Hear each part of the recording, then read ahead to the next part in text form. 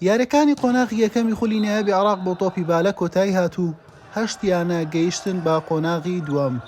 لە کۆتای یاریەکانی قۆناغی یەکەم لە کۆمەڵەی سێم و لا شاری هەولێری خاوەن ماڵ بە 3 گێمی پاک لە سناعی بردەوە، مەسافی شیمالیش بە هەمان ئەنجام لە دەغاڕەی بردەوە. سپاس بەخوا ئەمڕۆ زۆر بە ئاسانی توانیمان سێ خاڵی یاریەکە بەدەست بێنین. ئێستا پێشەنگی کۆمەڵەکە خۆمانین. طموحی ئێمە مەرکەزی یەکەم و دووەمە. ئینشاءالله هەوڵ دەدەین پشت بە خوددا و بە هۆی ئەو هاندەرە ئەزیزانە یانەکەمان ئاست و ئەنجامێکی باش پێشکەش بکەین.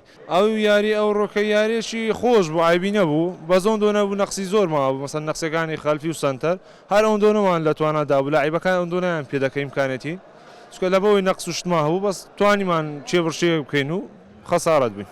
دوای تەواوبوون یاریەکانی قۆناغی یەکەم لە کۆمەڵەی یەکەم شۆرتە و غازی جنوب گەیشتنە قۆناغی دووەم. لە کۆمەڵەی دووەمیش پێشمەرگە بە بردنەوەی تەواو یاریەکانی و پلەی یەکەم لەگەڵ نەینەوە بە پلەی دووەم گەیشتنە هەمان قۆناغ. لە کۆمەڵەی سێمیش هەولێر بە پلەی یەکەم و مەسافی شیمال بە پلەی دووەم گەیشتنە قۆناغی هەشت.